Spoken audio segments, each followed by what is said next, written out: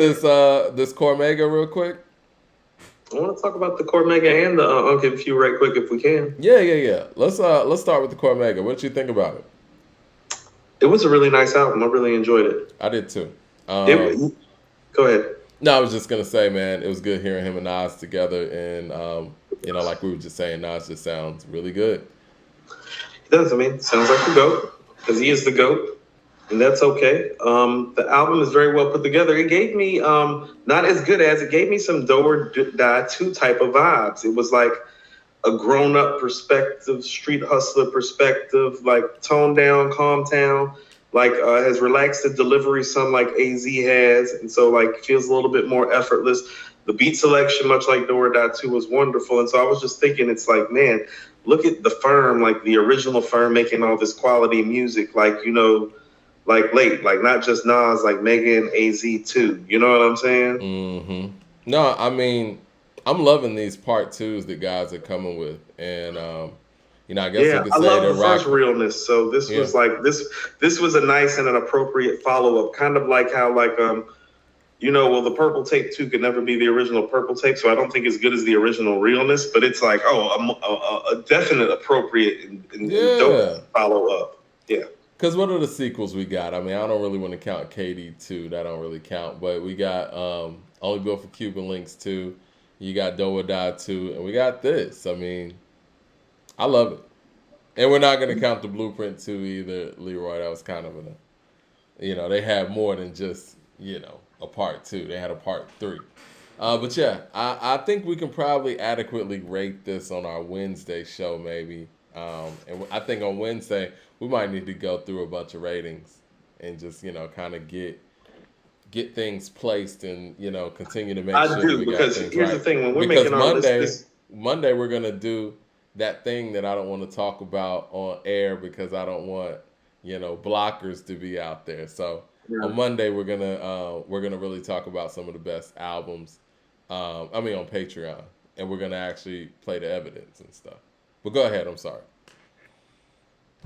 no. You can just kind of keep going. I'm cool. Yeah. So I think we should do that thing on Monday's Patreon, I and think then we should we'll yeah too. because it's Um, time. It's time because we got to see what the real is.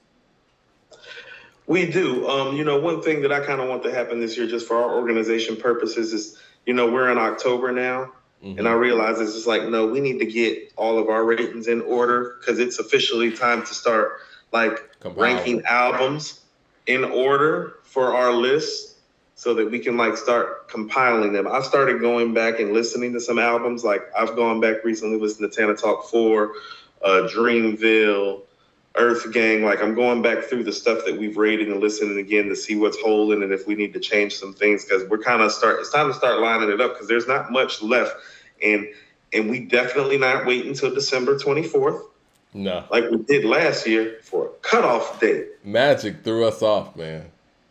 Messed up my life. Messed up the first. It messed up the first part of this year, just time wise for us, Yeah. Mike. We were like, and so like, because you and me was so hyped, we're like, yeah, we're gonna put this yearbook out in January. We're gonna Magic. It's like, yeah, March, April. It's like, okay, thanks, Magic. Thanks. Yeah, man. Yeah. Yeah. Hopefully we don't get a classic. Hopefully we don't get KD3 on December 24th this year. It could No, it could happen. Do you think we're gonna get KD3 by the end of the year? I'm probably like, If we didn't, I wouldn't be mad. I mean, last I year, mean, first of all, he doesn't have to do anything. yeah, But he did say on Ugly, KD3 on the way. This just to feed the buzz. So I think it's coming out within the calendar year. And so I'm gonna say, matter of fact, Mike, I'll give you my what I think the release date's gonna be, because this is a Friday. So boom, not this one, but NDU Jam says, I really like it when Coop is proven right. Raekwon is featured on Soul Separately and Cheat Codes. hello, I don't think there's anybody who's featured on more classic albums than Raekwon. hello. But think about it. Black Thought and Freddie Gibbs rhyme next to who? Right? You want to know what I thought about the other day? I had a Raekwon's Raekwon on a thought too. Aquemini. He's on a Quemini. Hold on, Mike. KD3 is coming out on 11/11/22. Think so? 11/11/22. Okay. Was that a That'd Friday? that is a Friday, and that'd be 44 fours. All right. Let's go. Let's go. 11/11/22 be KD3's release. One more, since we talk Jay and Nas so much. We actually haven't been lately. It's been great. It's been refreshing. Is Nas in the featured artist of the year running, or is that still J. Cole? For some people, it'll still be Jay-Z with just one verse. You just do one long verse and you're the best featured artist all year. But do you think Nas is in the running for that? Still Cole. I think it's still Cole, too. Oh, you know what else I realized, too? Somebody sent us footage of, like, and this is what I mean. Who has a better rap voice, Mike? Nas or Raekwon? Right. Depends on which Nas we're talking about, but I'm gonna say Nas. But I'm here's the thing about it that I realized. Part of why they sound so great together, it is two of rap's best voices ever coming together when they rap. And you don't think about it that way, but you need to start thinking about it that way. Like when they come together, it's like, listen to those voices. Somebody said Jay-Z's coming out 11/11/22 too as well. 44 fours is what it is. Too many numbers. Okay. Did you hear the Unconfused album, Quavo and Takeoff? I did. I listened to it last night at midnight. I liked it. I did too, Mike. I'm going to say this. I want to say some things, but you're the bigger fan, so I want to let you have your moment, and then I'm going to piggyback. I think that this was a lot more consistent, and there was a lot more chemistry there than we saw on Culture 2 and 3. Culture 1 has the big hits, right? And I think that, and I was telling somebody this today, I think that after Slippery, Culture 1 drops off immensely. You know what I'm saying? After you get past the first half of that album, the drop off is crazy. But what I do think that the Migos do, and I guess in this scenario is Quavo and Takeoff, I think they put too many songs on an album, and so it's like the top half of that album, or the first half of that album, is very top heavy, and then it kind of drops off. There's like 3, maybe 4 records on here that could have been left off this album. It didn't need to be 18, 19 songs, But even with all that being said, I think it's the best end-to-end body of work I've heard from them since the Young Rich Niggas mixtape, to be real. And so, Mike, I'm going to agree with you, and I'm going to tell you what I hear. This project is the classic example of less being more. Now, I want to tell you a couple things, and I'm going to be quick about it because I know you got to get out of here. Quavo is not the great leader that you think that he is. And I'm going to tell you why, because this album is evidence to it. His relationship with Sweetie and Offset's relationship with Cardi B clearly affected the quality of music coming out of this group. Nobody may not want to admit it. On the intro, though. Remember he said on the intro, I look back and think, why'd I let somebody take me off of my P or whatever, off my square. And so, yeah. So this is a prime example of how money, power, and fame does corrupt, because usually the first thing that comes with money and power and fame is the beautiful women. Yeah. Okay? And so I think this is kind of like cautionary for like a super young group that got really wealthy really fast, or really rich really fast. I wouldn't call them wealthy just yet. But got really rich really fast, and all the ills that come with it that actually ended up compromising the brand. And I'm not saying this to castigate Sweetie or Cardi B, and this is what I mean. Well, Sweetie was in Quavo's life before Cardi was in Offset's. So I believe so. If not, it's around the same time. Cardi was it's super close on the timeline. It's not, but I think it proceeds. Yeah, it's close. But what I'm saying is that, it's too much shit brewing in the room. That's too much of you over here and you over there. Because here's what I hear. When I listen to this project, it made me think that Culture 2 and Culture 3, they weren't even together when they were recorded it. Yeah.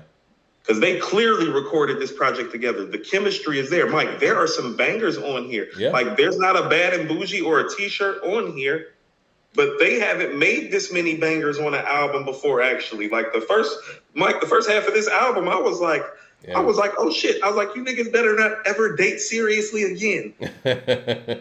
Not until your rap career's over. You niggas aren't allowed to date until your rap career's over. I like the fact that, you know, and there's a lot going on in Atlanta right now when it comes to rappers, and I think the city really needed this album, and I love them paying homage to Outkast with the So Fresh So Clean sample, and I think that turned out really dope. That was like a feel-good record that you normally don't even get from them. Like, that's one of them riding around Atlanta on a sunny day records. And I love the fact that they had a record featuring Gunna and Thug. That's love right there. And Gucci. Oh, yeah. But I'm talking about Gunna and Thug on the same song. Verse side by side. You know what I'm saying? Like, that's showing a level of keep your head up in unity that they're consolidating. Other artists aren't really doing. Free Thug and Gunna on the record. So there's a consolidated effort, like, you know what I'm saying, by the community.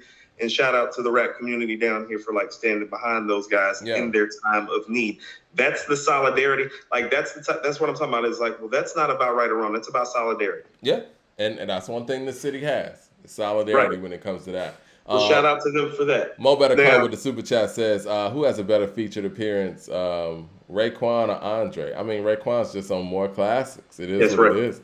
I'm not even having a conversation. The Raisin Head with the super chat says, so are we saying that Ray is over Ghost now? No, I'm just telling you it's close and it always has been. Ghost is the top 10 MC, so is Ray. That's what I'm telling you. It's like if Ghost is like your 5, 6, 7, then like Ray is like your 9, 10, 11. Mm-hmm. Right there. I mean, I feel what you're saying. I mean, I think that people kind of use their ear test evidence, on that. Mike. There's evidence this year. Cheat Codes and SSS might be 1 and 2 for album of the year, and the only thing that they have in common on any sort of level is Raekwon the Chef. This is what I will say as a Ghostface fanatic, and Ghostface is one of my favorite rappers ever. I think that Raekwon has been better for longer. Yep, he has. Yeah. Well, okay, so I know we got to get out of here, so let me just kind of finish with this thought. Go ahead. Here's another cool thing about this album, and everybody's talking about, well, first of all, if you've been doing the backstory, they did ask for the blessing from Ray and Ghost about the Infinity Links and the Cuban Links That's thing. why one of the songs is called Tony Stark, so yeah. That let me know this album's going to be good, and they were thinking about it, though, because it's like, no, one of the first songs that you see and hear, Tony Stark, it's like, no, this ain't no disrespect going on. This is homage going on. People need to understand what the homage going on is. These are dudes from another generation, from another region. And what they're really trying to do is rebrand themselves as a duo. Mm-hmm. And so what they're telling you is, well, the greatest rap duo we know of to brand ourselves after is Chef Raekwon and Ghostface Killah from fucking Staten Island. Because these those guys are coming out of another group. Jimmy Carter in Atlanta. That's the power of hip hop, Mike. Those guys are coming out of another group, just like Ray and Ghost were, and branding themselves as a duo. And same thing with them using the Outkast loop or whatever. You know what I'm saying? Like, yeah, and also too, and this is what I was about to say. Ray and Ghost chemistry on the Purple Tape is the best rap duo chemistry on any album in rap history, and that includes any Outkast or Tribe album that you want to bring out. Their chemistry on that album is unrivaled. And I didn't realize how unrivaled it was until they named this album after it. And I was like, hold on. Their chemistry really is like that. You know what I'm saying? Like on that one album, I mean, they got chemistry for days and they got other class stuff, but on that album, man, it's so they're so synchronized. It's ridiculous. And you can be from another generation, from another section of the hood and another section of the United States and understand that shit. And you know, I wish we could get a Jada and Styles P effort, and I'm hearing that Styles P's retiring too. I mean, you know, everybody. I mean, you've been seeing Kiss posted up with Cam and Mace. I was like, what is this? The new Children of the Corn? They're going on tour together, but I would love. Well, Big L's gone. I mean, don't you think Kiss is the perfect punchline replacement for Big L and Children of the Corn? I would love that effort. Me too. Cam, Mace, and Jada Kiss, Children of the Corn. You know, Big L's gone, you know? Yeah. Man there with the super chat says, according to NBA thoughts on the Draymond punching pool. I saw that footage. It looked crazy, man. I hope Draymond enjoys his last year in Golden State. And on that note, we're gonna get up out of here, man. But Patreon, holla at us on Monday. It's gonna be real crazy. We can't say too much about the show because things is out there, but we're gonna really get into it, and we're really gonna start finding out what that number one album of 2022 looks like right now. Yeah, we need to start shaping it all up. All right. Well, y'all have a great weekend. Holla at y'all. Great talking.